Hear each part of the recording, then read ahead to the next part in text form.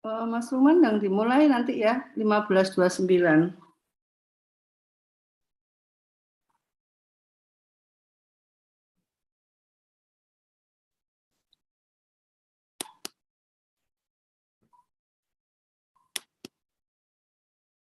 Untuk Kak Desi-nya belum. Nggak apa-apa, kalau dia terlambat, ini saya sedang menghubungi dia. Oke, yaudah.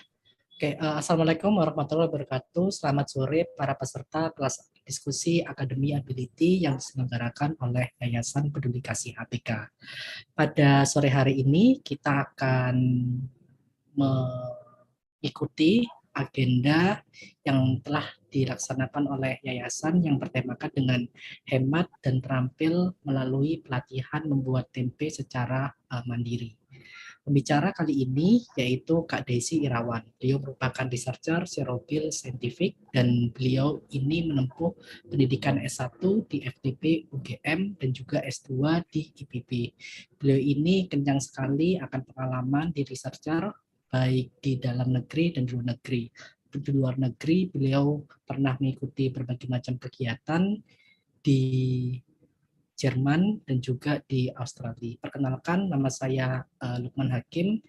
Selama 1 jam ke depan, saya akan memandu sesi webinar kali ini.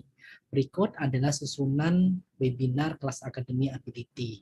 Di sini nanti saya akan menjelaskan profil singkat terkait dengan yayasan.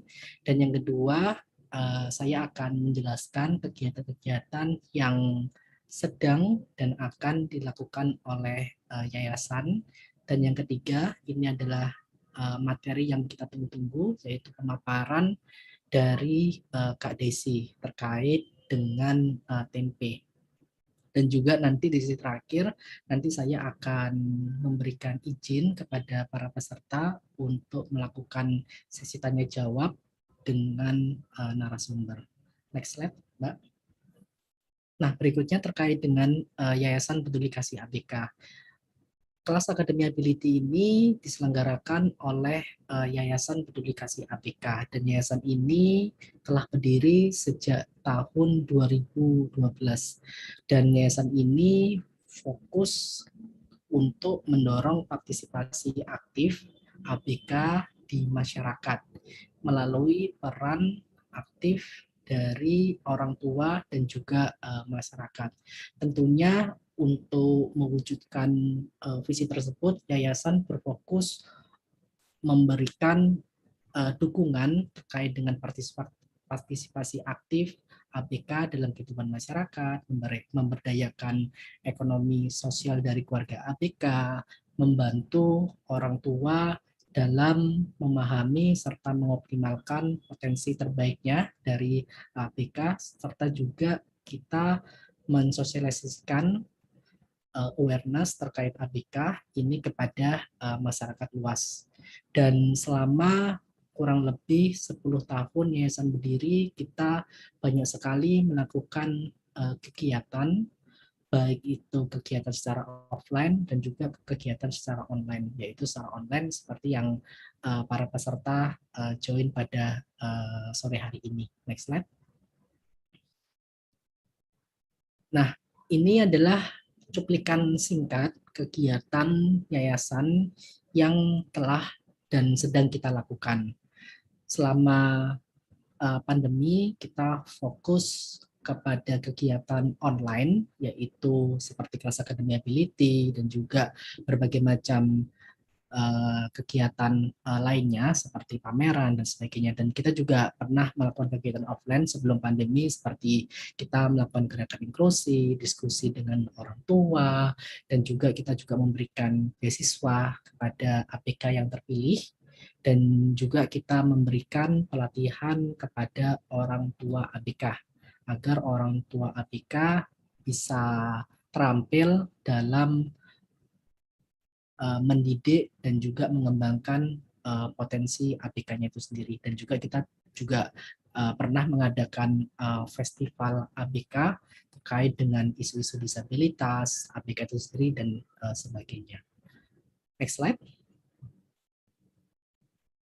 Nah, yang kedua adalah kita punya berbagai macam kegiatan dan juga program yang telah dan sedang dilakukan oleh yayasan. Salah satunya adalah ini adalah produk karya tulis ABK Binaan Yayasan, yaitu yang berjudul Suara Hati Dewasa Berkebutuhan Khusus. Buku ini ditulis oleh 2 orang ABK dan 1 orang tua ABK. Buku ini menceritakan terkait dengan perjuangan dan juga bagaimana mereka bisa memanfaatkan keterbatasan yang mereka miliki dengan kehidupan mereka sehari-hari. Bagi para peserta yang tertarik untuk mendukung kegiatan yayasan, bisa memesan buku ini seharga 80.000 dan pemesanannya bisa tertera di link yang ada di layar ini. Next slide. Ya, yayasan juga bekerja sama dengan orang tua ABK dan ini adalah produk dari mereka yang dimana produk ini beragam mulai dari tas, sarung bantal, tempat handphone, dan sebagainya. Bagi para peserta yang tertarik untuk mendukung bisnis sosial yayasan, yaitu inklusif, bisa memesan produk ini melalui narahubung tersebut. Next slide. Yayasan juga memiliki bangunan yang ada di Sidoarjo dan saat ini sedang proses renovasi dan dibangun bagi para peserta dan teman-teman yang ingin turut mendukung kegiatan operasional yayasan.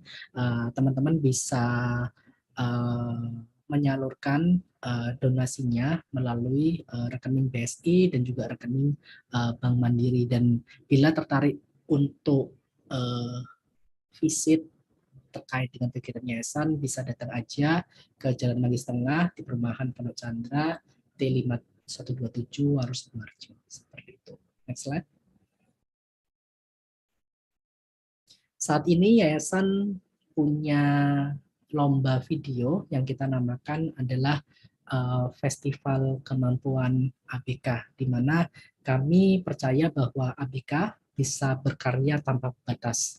Oleh karena itu, melalui Festival Kemampuan ini, kami dari yayasan ingin memfasilitasi, memberikan wadah kepada para ABK dan juga disabilitas untuk menyalurkan kemampuan terbaiknya, yang dimana kategori kemampuan yang dilombakan di festival ini yaitu kemampuan seni pertunjukan, kemampuan seni karya, dan kemampuan olahraga.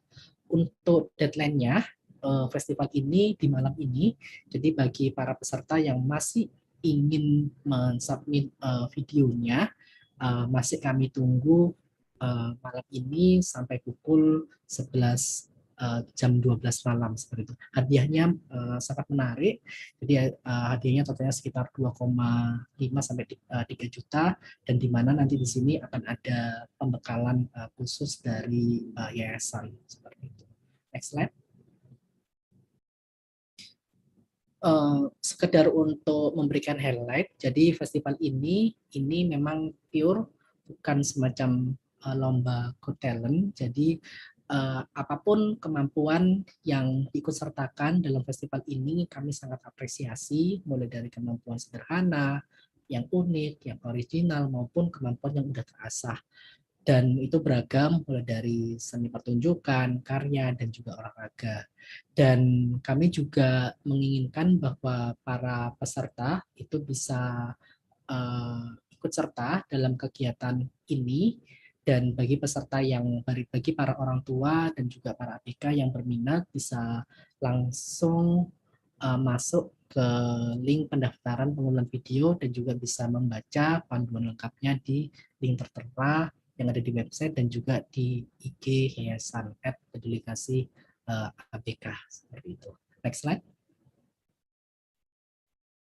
Nah, yayasan juga punya channel YouTube, di mana channel YouTube ini kita merekam kegiatan webinar yayasan dan juga bagi para teman-teman yang ingin menyimak kembali webinar yang sebelumnya dan sebagainya, bisa langsung saja lihat di channel YouTube kami, yaitu Peduli Kasih ABK. Di sini banyak sekali pemateri yang telah kita undang, mulai dari praktisi, orang tua ABK, hingga tokoh publik dan juga menteri. Next slide. Nah, berikutnya kita tiba di sesi utama kita, yaitu pemaparan materi dari Kak Desi Irawan, seorang researcher Chernobyl Scientific. Ya, beliau akan membawakan tema presentasi yang berjudul Hemat dan Terampil melalui pelatihan membuat tempe secara mandiri. Kebetulan Kak Desi sudah hadir di tengah-tengah kita. Selamat sore Kak Desi.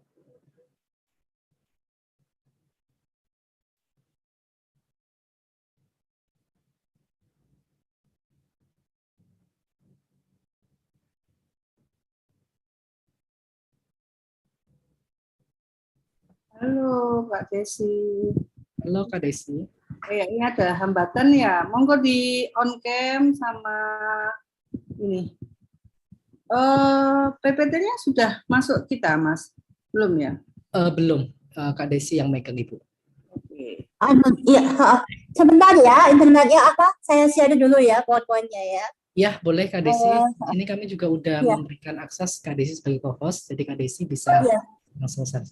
Mungkin sebelum mulai sesi Kak Desi, mungkin aku akan jelaskan singkat terkait konteks. Jadi mungkin teman-teman bisa ketahui sendiri bahwa manfaat tempe bagi kesehatan itu nggak perlu kita ragukan lagi. Tempe merupakan salah satu jenis makanan tradisional yang digemari oleh masyarakat Indonesia secara luas.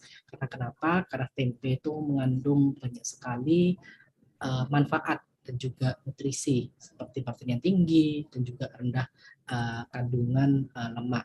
Dan kali ini nanti teman-teman bisa menanyakan bagaimana proses pembuatannya, terus manfaat apa untuk kita sebagai orang, dan juga mungkin bagi teman-teman yang memiliki anak ABK, manfaat tempe untuk ABK itu seperti apa.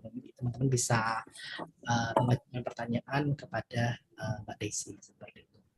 Karena so far saya udah melihat beberapa pertanyaan masuk di Google Form di kelas webinar ini, banyak sekali pertanyaan seputar tempe seperti itu. Jadi nanti saya diskusi nanti akan lebih bisa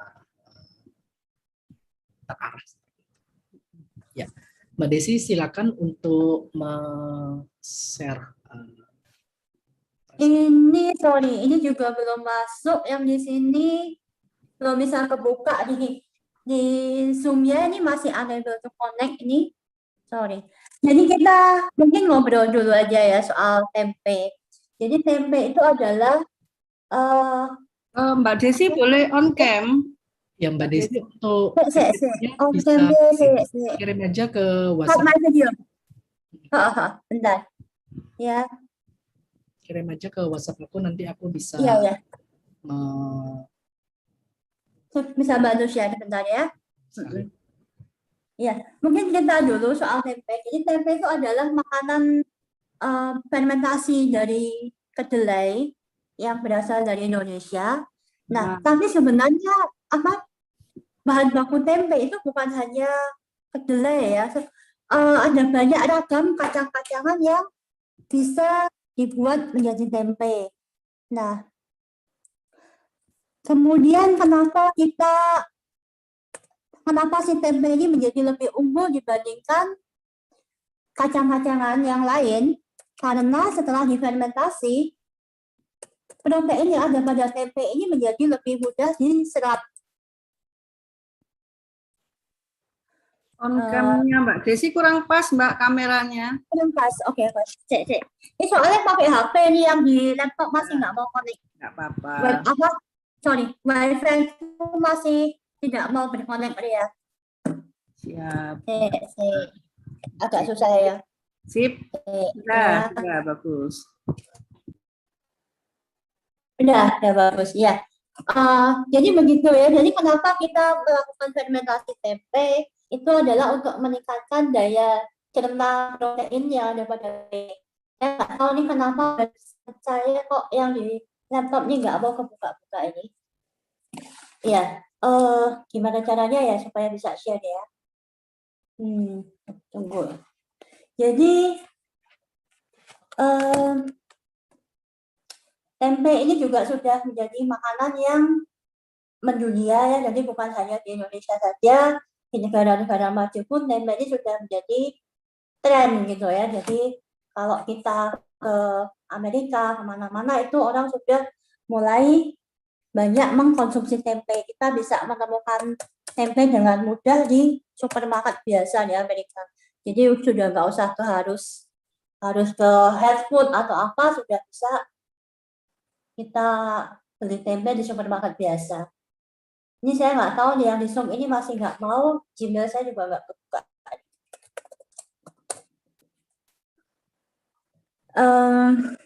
Sementara itu, maaf ya, jadi mungkin saya jelaskan dulu ini proses-proses pembuatan tempe.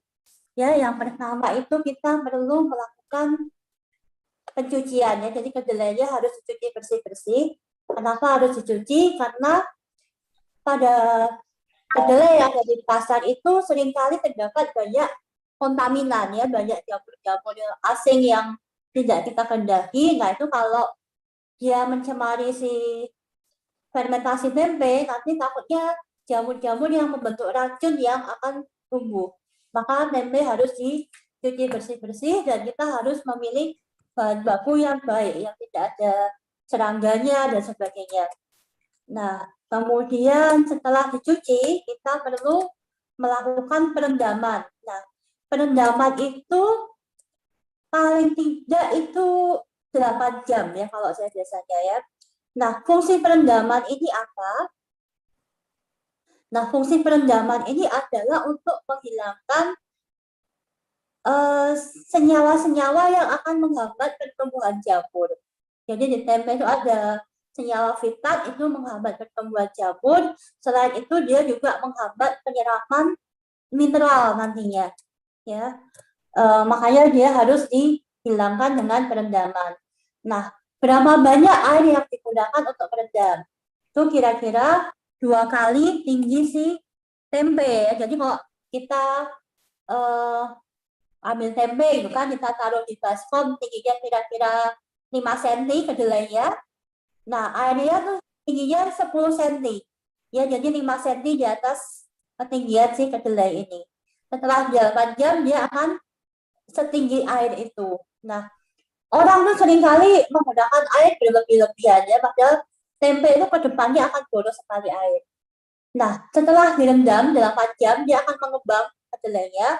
Nah, itu yang harus dilakukan adalah dikelecet ya. Jadi kedelainya itu agak direpas-repas begitu supaya apa? Supaya kulitnya terkupas semua. Ya, jadi kulit antara kulit kedelai dengan keping kedelainya itu seringkali terdapat air. Nah, air ini disukai oleh bakteri. Ya, jadi bakterinya akan, kalau bakterinya tumbuh nanti jamurnya itu kalah cepat. Jadi tempenya gampang gagal, cenderung gampang busuk kalau di situ banyak air. Ya, jadi harus benar-benar dikelecet gitu ya, dikupas, lalu dicuci bersih-bersih berkali-kali. Biasanya 3 kali saya nyucinya, sambil diremas-remas, dicuci sambil dibuangi kulit-kulitnya ya. Nah, setelah itu, setelah sebagian besar kulitnya terpisah, kedelainya bisa dipresto dengan air. Jumlah airnya juga kira-kira 2 kali tinggi kedelai. Ya, kalau nggak dipresto, mau direbus pakai panci biasa bisa. Dan rebusnya nggak perlu sampai bonyok gitu ya, cukup sampai jeletis saja nggak apa-apa, karena setelah difermentasi, tempe ini akan menjadi bertambah lunak. Nah, kemudian setelah dia selesai direbus, kita tiriskan airnya. kemudian apa namanya? Setelah ditiriskan kita sangrai di wajan sampai tidak lagi kelihatan air di bagian bawah. Mengapa demikian? Sama seperti tadi, bahwa bakteri itu dia menyukai air. Kalau bakterinya tumbuh duluan, nanti jamurnya kalah cepat ya. Jadi kita sangrai supaya agak kering, sampai sudah tidak kelihatan ada air yang menetes, kemudian didinginkan. Nah, mendinginkannya sampai kapan? Nah, itu sampai kalau kita pegang, itu kedelainya sudah tidak tidak menyengat di tangan gitu. Jadi wajannya kalau dipegang tuh masih hangat, tapi sudah tangan kita sudah tidak kesakitan ya. Jadi suhunya ya mungkin kira-kira sekitar 30-35 derajat Celcius itu tidak apa-apa. Ya, jadi setelah dia hangat-hangat begitu ya, kemudian kita tambahkan ragi. Nah, raginya berapa banyak? Nah, kalau ukuran rumah tangga, saya biasanya menggunakan ragi itu 3 sendok makan. 3 sendok makan peres itu untuk kedelai setengah kilo.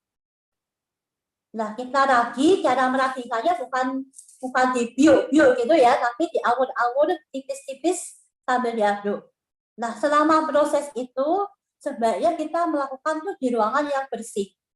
Ya, sebaiknya kalau idealnya itu mungkin habis sholat subuh gitu kan, belum banyak orang lewat, udara masih dingin.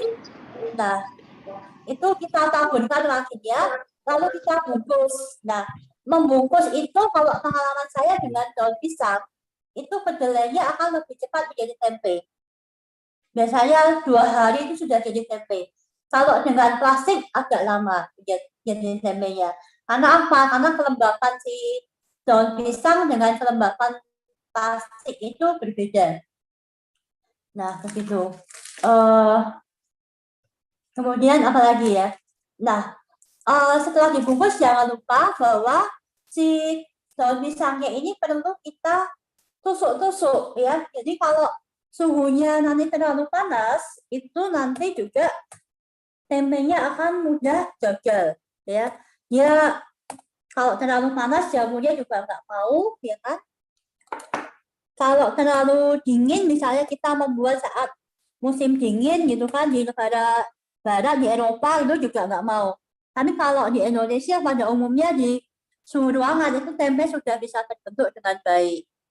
Nah, cuma untuk skala rumah tangga ya kalau bisa itu kalau kita fermentasi tempe itu numpuknya jangan tinggi-tinggi ya, paling cuma 2 bungkus ditumpuk nggak apa-apa. Tapi kalau dia sampai ketinggian sampai misalnya 5 bungkus kita tumpuk jadi 1 itu juga nantinya akan terlalu panas. Tempenya akan mudah gagal. Nah, jadi itu ya kalau saya ulangi lagi itu langkah-langkahnya itu yang pertama adalah pencucian, kedelainya harus dicuci bersih-bersih. Kemudian setelah dicuci kita rebus ya. Setelah direbus kemudian setelah dicuci kita kelecepi, kita kupas kulitnya dibuang lalu kedelainya direbus. Setelah direbus kemudian kita tiriskan lalu disangrai. Kemudian didinginkan sampai dia hangat-hangat beku, diberi ragi baru dibungkusi. Nah, itu cuma seperti aja basicnya. Nah, kemudian yang titik kritisnya ya, jangan sampai kita menggunakan kedelai yang sudah dimakan serangga atau sudah jamur. Itu jangan. Kemudian mengupas kulitnya itu sebisa mungkin sebersih mungkin ya. Karena antara kulit dengan biji itu dia bisa menyimpan air dan airnya ini menyebabkan bakteri tumbuh lalu tempenya menjadi kemungkinan gagalnya besar. Nah, itu aja titik kritisnya ya. Jadi kalau bisa sebersih mungkin. Nah, kalau orang Jawa zaman dulu, kalau dia meragi itu dia minum air dulu ya. Jadi dengan minum air itu dia nggak ngobrol sama temennya. Karena ketika kita ngobrol itu banyak partikel-partikel dari bakteri yang dari mulut dia jatuh ke tempe. Nah, itu bisa mencemari tempenya, itu juga bikin gagal. Ya, jadi intinya adalah sebersih mungkin dan airnya itu kalau bisa dikontrol jangan terlalu tinggi kadar air pada bijinya itu nanti setelah diragi. Itu aja. Nah, kemudian bahan apa saja yang bisa dipakai untuk membuat tempe? Pada prinsipnya itu semua kacang-kacangan bisa. Cuma yang perlu kita waspadai adalah kacang yang tinggi lemaknya. Misalnya apa? Misalnya kacang tanah. Ya, kacang tanah, kemudian kacang mete, itu kan lemaknya banyak. Nah, bakteri Pseudomonas cocovenenans itu menyukai kadar lemak yang tinggi. Ya, makanya kita dulu mungkin zaman orang-orang tua kayak saya, Mbak Savitri itu, mungkin kita pernah mendengar wabah kematian akibat tempe bongkrek. Ya, Mbak Fitri ingat ya dulu ya, tempe bongkrek itu. Nah, Ya, itu ya. diakibat. Ya, nah itu karena orang itu zaman itu membuat tempenya dicampur dengan ampas kelapa. Nah, ampas kelapa itu lemaknya tinggi. Dia disukai oleh bakteri Pseudomonas yang menghasilkan asam bongkrek. Nah, itu apa yang menyebabkan lalu banyak keracunan. Jadi kalau sekarang saya sarankan kalau membuat tempe jangan pakai kacang yang lemaknya tinggi. Ya, kacang tanah dihindari. Kacang tanah mete jangan dipakai. Itu aja. Nah, kalau bahan-bahan yang lain kan sekarang juga model ya, Mbak ya. Ada apa namanya? Tempe yang dibuat dengan apa namanya? Daun kelor, ya kan?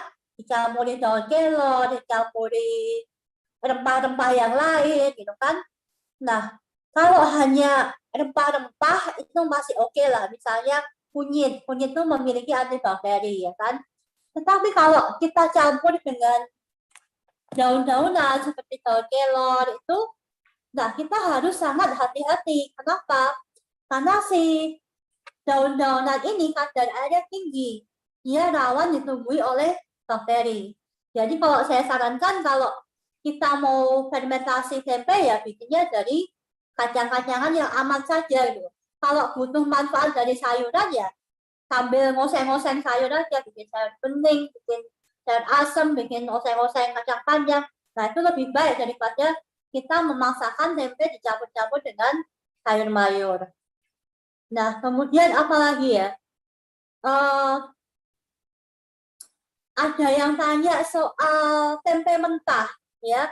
Apakah tempe mentah bisa dimakan? Bisa, ya. Jadi tempe mentah tuh bisa dimakan asal pembuatannya bersih. Jadi jangan sampai ada bakteri patogen yang ada di situ. Nah, yang paling beresiko itu adalah kalau untuk pembuatan tempe ya, kalau kita nggak tahu buatnya bagaimana, E. coli hemoragik yang menyebabkan diare berdarah, atau bakteri-bakteri disentri, bakteri penyebab diare-diare yang lain, itu masih bisa hidup di tempe ya, meskipun dibilang oh ini tempenya sudah ditreatment pakai larutan probiotik. Lah larutan probiotiknya apa bakterinya? Nggak tahu juga tuh yang jualan larutan probiotik. Jadi dia asal nyampur aja, kita nggak tahu itu bakteri apa.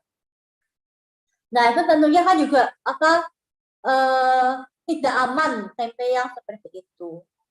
Lalu ada juga saya sampai agak bodoh itu karena yang bilang adalah profesor ya. Jadi dia membangga-banggakan tempe Indonesia itu katanya adalah satu-satunya tempe di dunia yang mengandung vitamin B12. Ya kan? Jadi itu ceritanya begini, waktu peneliti Jepang Aoyagi tahun 80-an datang ke Jawa Tengah, dia mengambil sampel tempe dari Jawa Tengah, itu memang ditemukan vitamin B12.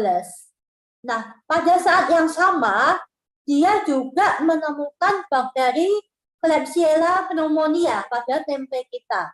Nah, perlu diingat pada tahun 80-an, itu teknologi pembuatan tempe itu masih sangat sederhana ya. Jadi mengupasnya ya masih manual gitu kan, belum pakai mesin gitu kan, masih direndam air kemudian dijajah kan. Nah, pabriknya lembab lagi. Jadi pada saat itu para pengrajin tempe Indonesia itu banyak yang mengalami radang paru-paru karena tempatnya lembab dan dia harus injak-injak tempe terus kan. Nah, kemudian dia batuk-batuk, nah akhirnya droplet ya percikan ludah dari orang pekerjanya ini mencemari tempe. Nah, itulah yang ditemukan oleh Aoyagi. Ini loh, tempemu ini mengandung Klebsiella pneumonia. Tetapi bukan berarti bahwa kalau kita ingin tempe yang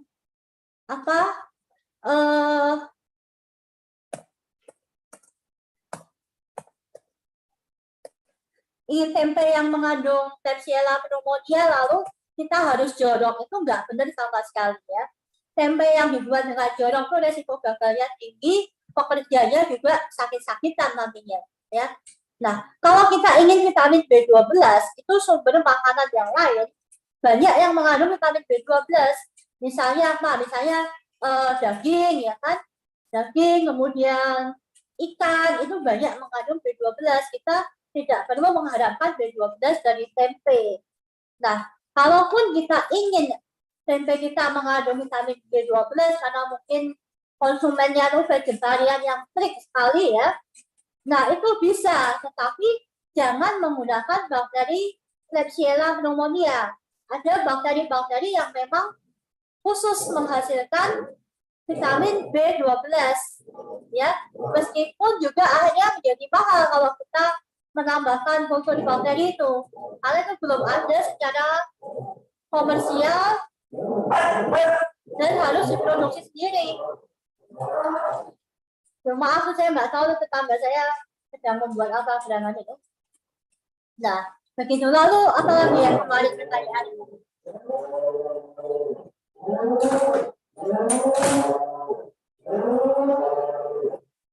Ya maaf itu agak berisik itu tetangga saya nggak tahu kenapa. Ya, jadi intinya itu sebentar. Oh, ada pertanyaan yang lain lagi? Oh, tentang itu apa? Tentang anak autis tadi ya, apakah tempe bisa dibuat dari kacang selain kedelai, karena anak-anak yang autis tidak bisa mengkonsumsi kedelai, ya kan?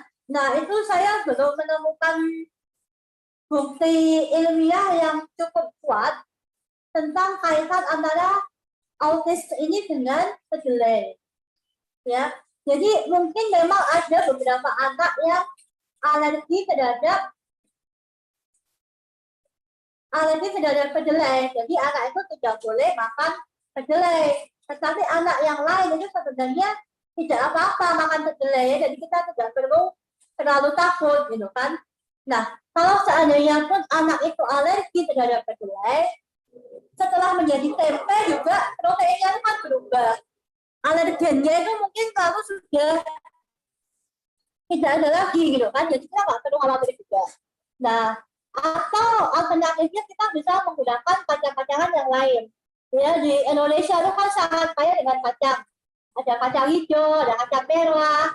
Kemudian di daerah NTT NTB itu ada kacang nasi, ya kan?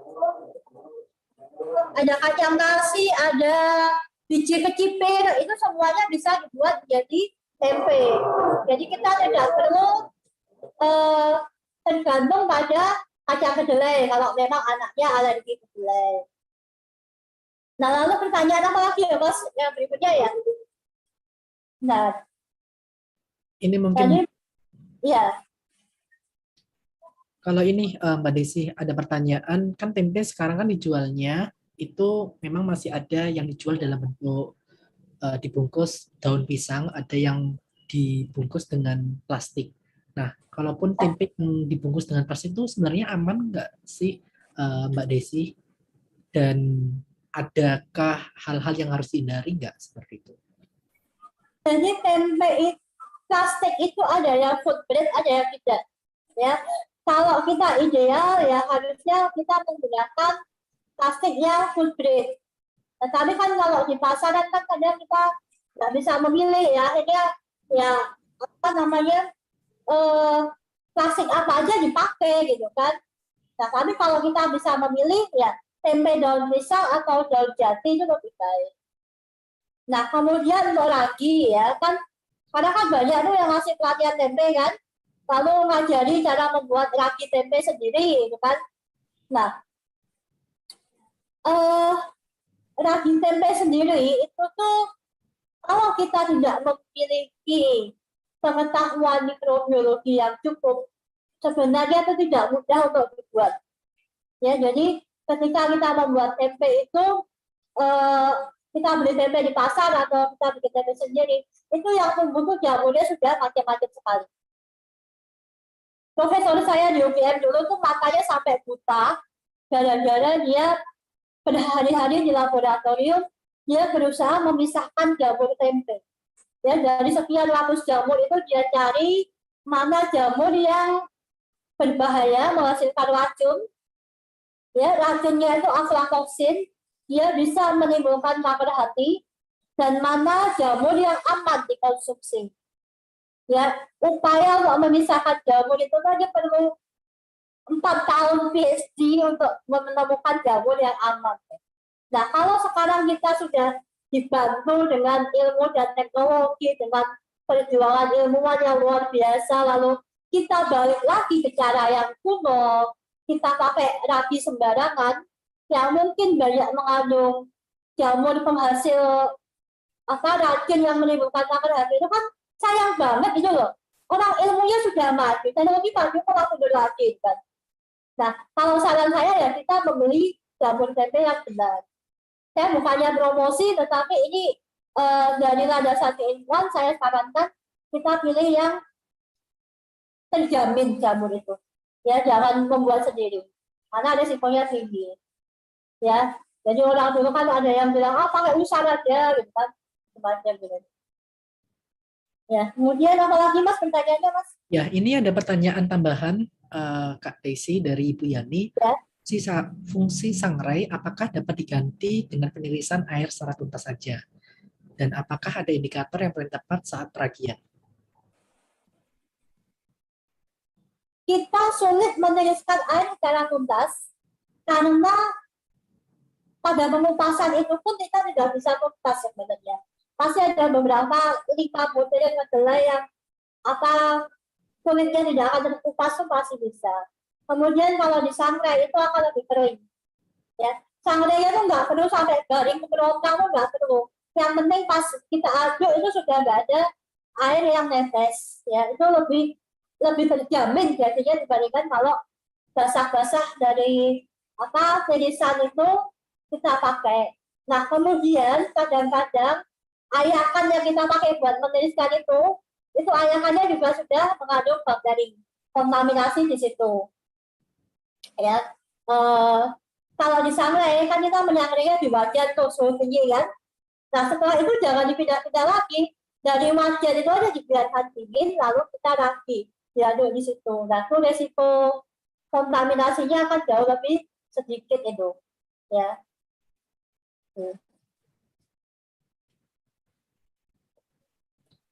Pokok pertanyaan yang ini, Kak Desi, apakah ada indikator yang tepat saat peragian nggak? Indikatornya itu apa aja? Mungkin sukses faktor dan sebagainya. Pak, indikator apa? Indikator dalam peragian pada saat proses peragian.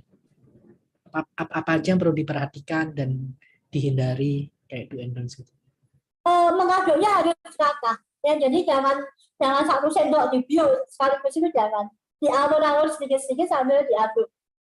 Itu mengaduknya harus rata. Kemudian kita tahu tempe itu jadi atau enggak, biasanya setelah 12 jam itu kalau tempenya jadi, dia akan sedikit berkeringat, terasa hangat lagi. Kalau dia nggak hangat, ditunggu 12 jam lagi, tetap nggak hangat, biasanya gagal. Terus kalau ragi sebaiknya tuh di pagi hari ketika orang belum lewat-lewat, kendaraan belum banyak yang lewat, ya, udara masih bersih, itu lebih aman. Jadi kita merendam kedelainya malam, kemudian paginya kita rebus, ditiriskan lalu disangrai. Nah, nanti sekitar ya jam-jam 6-an lah kita mulai merapi. Terima kasih Kak Desi. Ini ada pertanyaan dari Ibu Daumi terkait dengan anak saya autis, senang tempe yang diolah jadi makanan. Biasanya kalau untuk proses pembuatan tempe yang benar itu seperti apa? Karena Bu Domi melihat kalau di video itu pembuatan tempe itu biasanya diinjak-injak dengan kaki. Pembuatan tempe yang benar itu seperti apa sih, Kak Desi? Untuk apa ini? Untuk anak autis. Gimana, Bu Domi? Mungkin bisa dielaborasi untuk pertanyaannya. Kalau mau open mic, silakan.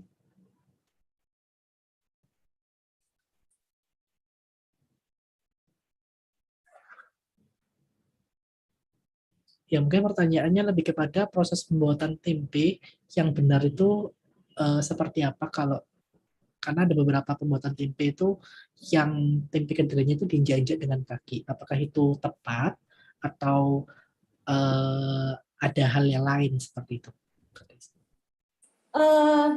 Jadi saya lihat kalau di website, di workshop itu ya, ada memang beberapa versi pembuatan tempe, ya kan. Kalau menurut saya nggak bilang yang ini benar atau yang ini salah, kan nyatanya ya semua jadi gitu kan. Tetapi yang perlu diperhatikan pertama adalah bahan baku itu harus baik, ya jangan sampai kita memilih bahan baku yang sudah ada kutunya misalnya, itu resikonya tinggi sekali.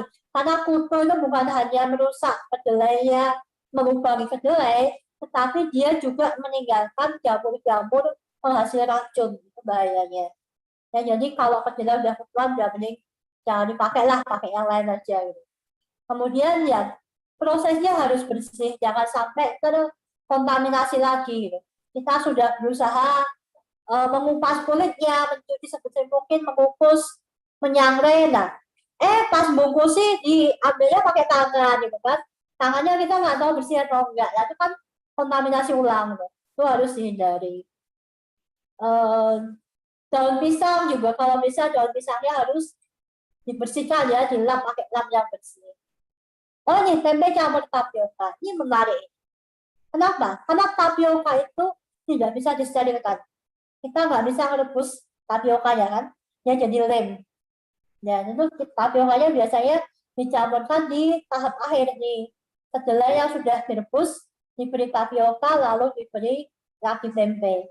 Itu untuk tukang tempe keripik, tempe seperti itu memang menyenangkan karena dipotongnya gampang. Kalau tempe biasa kan suka hancur. Kalau tempe campur tapioka nggak hancur. Nah, tetapi sama lagi apa problemnya, tapioka ya ini gampang ditumbuhi jamur kontaminan yang berbahaya. Ya, jadi kalau kita mau menggunakan tapioka ya harus hati-hati, tapiokanya harus disangrai betul-betul sampai kering baru dicampurkan.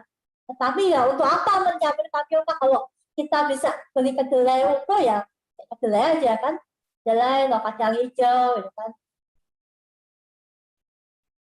Ini tidak masalah kenapa website ya gitu aja. Jadi apalagi pertanyaannya? Ini pertanyaan dari Pak Hadi, kalau beli Ya. ragi tempe yang aman dan halal itu di mana, Mbak Desi? Apakah di pasar ada atau harus ke swalayan atau ada rekomendasi? Di swalayan malah tidak ada. Saya biasanya pakainya mereknya Raprima. Saya bukannya promosi ya. Cuma Raprima ini dia hasil penelitian LIPI untuk produksi massal.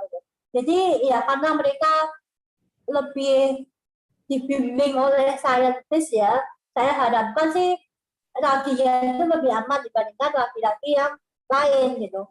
Dan selama ini saya pakai Raprima nggak ada masalah. Tempenya selalu jadi dan selalu bagus. Kak Desi Nah, beli tadi ada ya. Harganya berapa Kak Desi? Berapa ya itu kayaknya 8.000 tuh udah dapat setengah kilo itu banyak itu. Terus setengah kilo tuh jadinya banyak sekali tuh bisa berpuluh-puluh kilo tempe jadi. Kan makanya cuma 3 sendok per 500 gram. 500 gram kedelai itu jadinya sekitar 1 kilo lebih tempe ya. Jadi jualan tempe itu untungnya banyak sebenarnya. Oke. Dari apa lagi ya?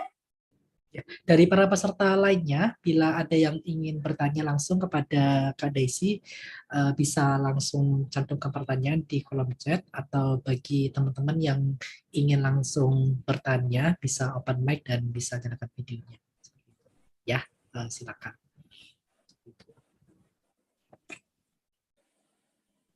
Ini ada pertanyaan lagi dari Mbak Novia, Kak Daisy.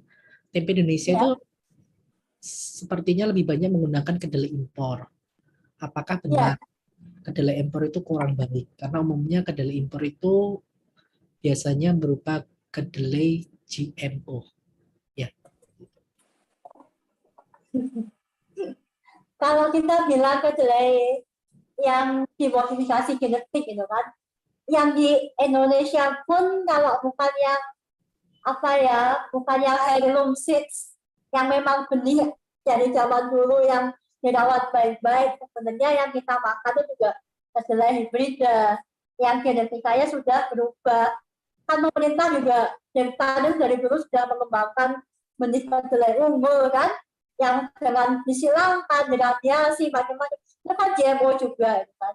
Nah, kedelai di Amerika itu memang ada yang menggunakan rekayasa genetika dengan menyisipkan gen Bacillus thuringiensis.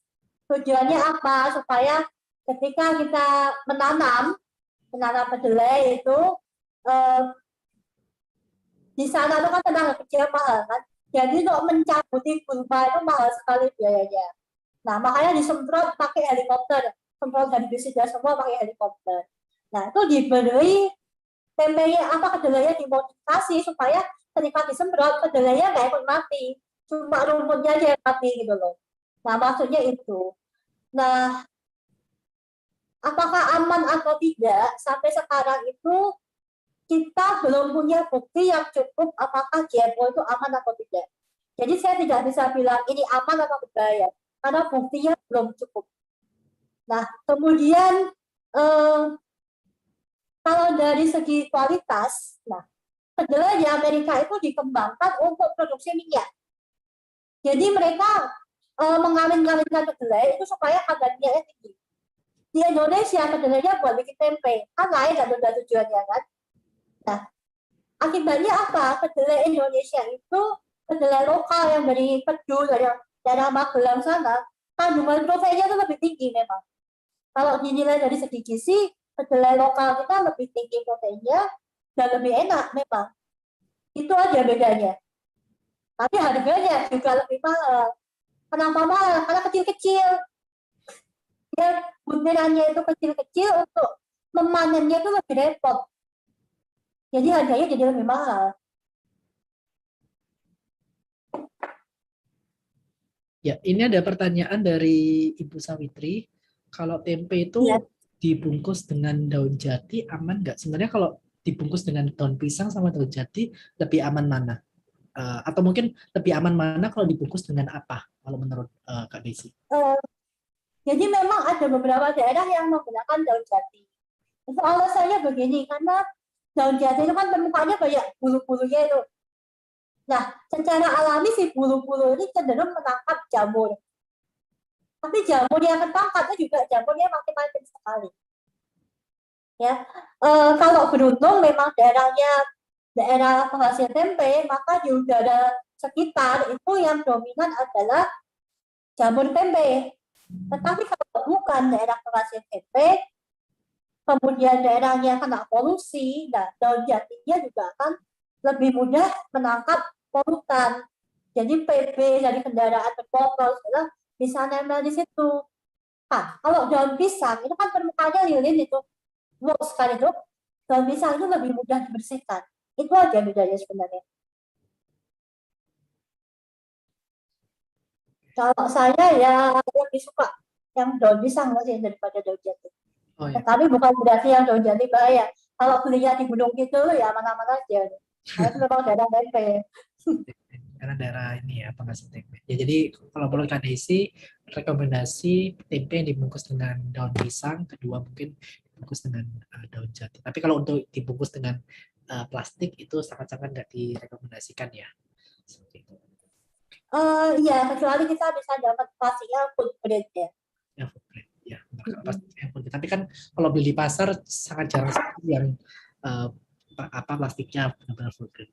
Ya, ini ada Pak Taufat. Pak Taufat ada Pak Taufat mau tanya? Iya. Ya, dari teman-teman yang ada di sini, kalau mau bertanya lagi kepada Kak Daisy, dipersilakan karena kita masih punya waktu sekitar 15 menit ke depan seperti itu.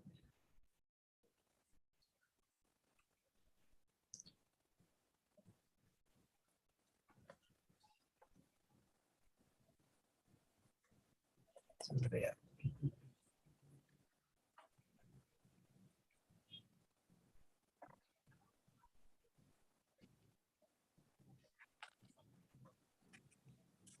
Ya, mungkin aku ada beberapa pertanyaan yang mau aku sampaikan kepada Mbak Desi. Mungkin sembari nunggu pertanyaan dari para peserta ya.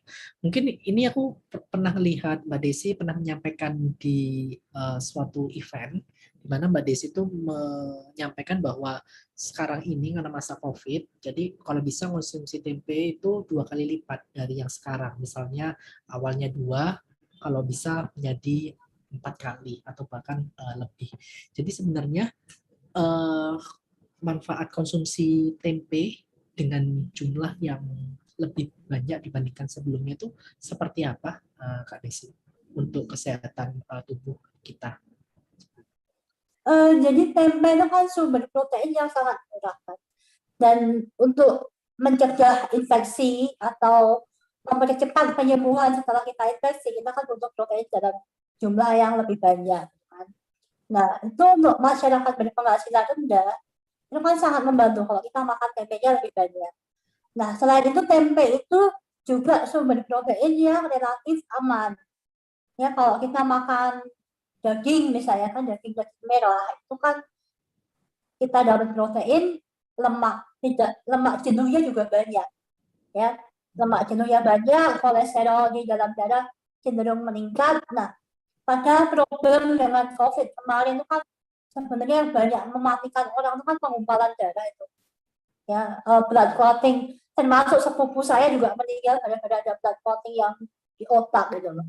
Nah, kalau dengan sudah resiko blood clottingnya tinggi, lalu kita konsumsi kolesterolnya tinggi, kan resikonya meningkat.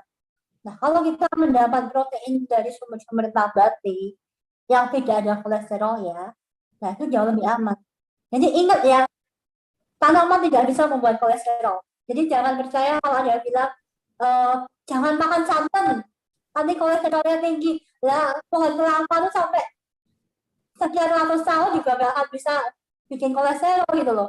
Mau jalur metabolismenya nggak ada gitu. Dia mau bikin kolesterol pakai apa? Bisa. Jadi ya kalau santan sebenarnya itu aman sebenarnya. Nah, yaitu tempe itu sumber protein yang aman. Kemudian dia juga kandungan seratnya tinggi kan bagi penderita diabetes itu gula darah kalau kita makan nasi pakai apa namanya tempe bacem gitu kan meskipun manis gula darah itu tidak melonjak dengan cepat karena ketahan oleh serat yang ada pada tempe. Nah kemarin waktu COVID itu kan sempat ramai juga dikait-kaitkan dengan diabetes kan meskipun saya juga nggak yakin apakah itu benar COVID itu memicu diabetes atau karena salah analisa. Karena kan ketika COVID itu orang banyak mengkonsumsi vitamin C dosis tinggi. Padahal vitamin C dosis tinggi dengan vitamin C dengan gula itu memiliki gugus reduksi yang sama. Jadi ketika kita melakukan analisis, vitamin C itu bisa terbaca sebagai gula. Jadi bisa salah baca gitu kan. Kalau kita tidak melakukan kalibrasi terlebih dahulu. Nah, tetapi untuk pencegahan ya, just in case kalau memang ini memicu diabetes, maka konsumsi serat itu akan sangat membantu. Dan tempe itu sumber serat yang baik. Kemudian protein tempe itu bisa dicerna dengan mudah oleh segala usia, mulai bayi, untuk makanan pendamping ASI itu dia baik sekali, sampai untuk lansia. Jadi protein kacang-kacangan pada umumnya itu cukup sulit dicerna karena granularnya itu kristalnya itu cukup kuat. dia nggak mudah dipecah gitu. Nah, ketika dia sudah menjadi tempe, granula ini kan sudah dipecah, dipotong-potong oleh si jamur. Dia lebih mudah diserap proteinnya. Jadi baik untuk lansia, untuk anak-anak. Ini ada 2 pertanyaan dari Bu Sawiti dan juga Bu Yani. Tempe menjes itu sebenarnya seperti apa dan apakah itu aman untuk dikonsumsi? Dari Bu Sawiti. Kalau dari Bu Yani, kalau tempe digoreng, apakah lemaknya tidak menyebabkan triglycerida yang menyebabkan clogging atau stroke? Ini ada 2 cerita antara cerita tempe dengan cerita minyak goreng ya. Apa-apa itu kalau dikonsumsi berlebihan tentu akan tidak baik bagi kesehatan, kan termasuk gorengan misalnya kan. Tapi kalau kita makan tempe gorengnya dalam jumlah yang moderate ya, nggak seharian tuh makan tempe goreng terus sampai 20 tempe itu kan ya enggak kan. Sehari itu kan paling pol kita makan berapa? 10 tempe itu udah banyak sekali kan. Ya enggak? Itu ya masih aman-aman saja gitu kan. Kemudian yang lebih berbahaya itu sebenarnya kan bukan tempe gorengnya, minyaknya. Nah, minyak yang dipakai goreng itu apakah minyak yang masih baru, yang masih aman? Kalau jelantah juga saya sebenarnya pakai juga itu. Atau minyak yang sudah dipakai berulang kali seperti tukang gorengan itu kan minyaknya abadi gitu, dari dia mulai jual gorengan sampai 10 tahun lagi minyaknya itu lagi cuma ditambah-tambah aja. Nah, minyak kalau dia dipanaskan dalam suhu tinggi sampai berjam-jam begitu, tentunya banyak yang ikatan rangkapnya itu sudah putus menjadi lemak jenuh. Nah, lemak jenuh inilah yang kemudian dia memicu trigliserida di dalam darah, yang memicu berbagai penyakit yang lainnya. Tapi kalau kita masih goreng sendiri di rumah, jelantah ya dipakai misalnya sampai 3-5 kali itu ya masih tidak apa-apa sebenarnya. Apalagi kalau minyak yang kita gunakan itu adalah minyak kelapa. Ya, jadi minyak kelapa itu adalah minyak yang paling cocok dengan cara memasak orang Indonesia yang sukanya barang basah digoreng pakai suhu tinggi itu kan, minyaknya banyak lagi, kemudian gorengnya berulang-ulang, nah itu paling cocok. Kalau kita menggunakan minyak-minyak yang mahal yang dibilang sehat, kayak minyak jagung, minyak bunga matahari, olive oil, itu tuh malah lebih mudah putus ikatan rangkapnya. Dia menjadi minyak yang lebih jahat bagi tubuh gitu. Ya, jadi kalau orang Indonesia goreng ya pakai minyak kelapa lah. Kalau minyak kelapa mahal ya bikin sendiri. Kalau malas bikin ya paksanya pakai minyak sawit. Itu lebih aman dan lebih cocok buat kita. Ya. Jadi yang dibilang olive oil itu sehat, ya sehat untuk orang Italia yang pakai olive oilnya itu buat bikin salad gitu loh. Namun kita minyak yang buat goreng bukan buat bikin salad kok. Salad kita lebih enak kan pakai bumbu pecel, lebih enak dan lebih berkhasiat gitu loh. Jadi beda penggunaannya. Terus tempe menjes itu tempe yang belum jadi ya, Mbak Fitri ya? Iya, Iya, iya benar itu seperti itu. ya, iya nggak apa-apa gitu, dimakan juga nggak apa-apa. Tapi kan komposisinya memang berubah. Jadi semakin lama dia difermentasi, rantai proteinnya itu akan lebih pendek. Makanya kalau kita makan tempe gosok itu kan jadi lebih gurih kan, karena proteinnya sudah terpotong-potong menjadi asam amino. Nah, salah satunya kan kita dapat glutamat kayak micin gitu ya, jadi gurih. Kemudian kalau kebablasan lagi muncul asam-asam amino dan asam lemak yang volatil, makanya ada bau-bau khas. Kalau bablas lagi ya baunya bau pesing, bau amonia. Iya. Oh, tempe dari ampas sangu itu bukan, kalau di Jawa Tengah bukan menjes namanya, bus. Ya, tempe itu.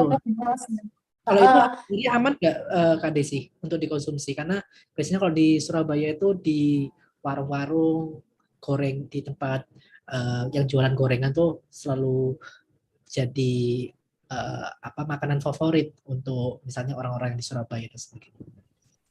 Iya, itu sebenarnya kalau asal dia peraginya benar ya, dia nggak terkontaminasi jamur yang berbahaya, itu ya aman-aman aja gitu. Dia kan kandungan proteinnya juga masih banyak, dan proteinnya sudah dalam bentuk terpecah-pecah juga kan, karena dia sudah digiling atau kedelai ya kan. sebenarnya aman-aman aja.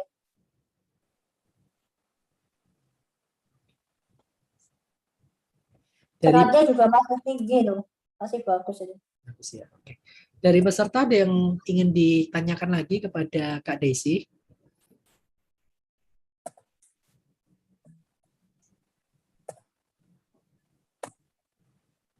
Mungkin Kayaknya saya tuh nggak bisa share PowerPoint-nya. Kalau Zoom-nya masih nyala karena internetnya nggak kuat. Nanti saya share ke panitia kemudian di share di-share ke WA ke- group saya. boleh. Nanti kami Ya, bisa share materinya yang disampaikan oleh Mbak Desi kepada para ya, email yang terdaftar di kelas webinar ini. ya. Mungkin kalau nggak ada pertanyaan lagi dari peserta, mungkin aku bisa tutup sesi ini. Mungkin sebelum aku tutup, mungkin aku serahkan kepada Kak Desi untuk memberikan closing statement terkait dengan pembuatan tempe, manfaat tempe secara overall itu seperti apa? Seperti itu. Silakan Kak Desi. Iya, jadi tempe ini sebenarnya adalah sumber protein yang sangat baik untuk masyarakat. Selain harganya murah, dia bisa diproduksi dari beraneka ragam kacang-kacangan lokal, ya, dan bahkan dari biji kecipir pun bisa, ya, mulai dari kacang tolo, kacang panjang, kacang talsi, kacang merah, kacang hijau itu semuanya bisa. Nah, yang harus dihindari adalah menggunakan bahan-bahan yang tidak aman. Misalnya kacang yang sudah rusak atau kacang yang banyak mengandung lemak seperti kacang tanah dan kacang mete itu harus dihindari. Nah, kemudian untuk mencampurkan bahan-bahan yang lain seperti sayur mayur itu juga kalau menurut saya sebaiknya tidak dilakukan karena itu akan meningkatkan resiko kontaminasi. Nah, kalau kita ingin mendapat manfaat dari sayur atau rempah-rempah ya kita masak saja masakan yang lain, tidak perlu mencampurkan ke dalam tempe. Mungkin apa lagi ya? Untuk industri rumah tangga itu sangat baik ya kita, apalagi kalau kita ingin memproduksi skala kecil lalu kita bisa bilang konsumen ini dibuat dengan higienis, kemudian bisa dimakan mentah karena dia higienis, ya. Kemudian jangkauannya tuh pendek, misalnya cuma dijual ke lingkungan tetangga aja, atau antara mungkin anak ABK yang sudah menjadi dewasa atau caregivernya itu juga bisa mulai wirausaha tempe. Ini kan modalnya kecil sekali kan. Dengan modal uang 20.000 itu kita sudah bisa membuat tempe. Ya, 20.000 kalau dijual itu mungkin ya 50.000 dapat lah. Ya, dengan iseng-iseng kita ikut makan dapat 30.000 lumayan kan. Jadi belanjaan yang lain sudah tercover. Nggak perlu pengetahuan yang canggih-canggih amat, yang penting kita perhatikan kebersihannya. Kemudian apa lagi ya? Ya itu aja mungkin. Terima kasih Kak Desi untuk pemaparan dan closingnya. Mungkin sebelum saya tutup, mungkin Kak Risma bisa share screen terkait dengan jadwal agenda yayasan untuk pertemuan berikutnya. Ya, sebentar, masih loading ya. Ya, mungkin sembari nunggu saya bacakan. Jadi nanti di tanggal 10 Agustus, Yayasan di webinarnya punya kegiatan seputar diskusi optimalkan LPK disabilitas. Ada juga pembicaranya ini para orang tua ABK dan juga para praktisi. Selain itu nanti di tanggal 12 bulan Agustus ini mengusung tema melanjutkan potensi anak melalui pendidikan di rumah yang dibawakan oleh pematerinya dari orang tua ABK dan juga pendamping pendidikan rumah.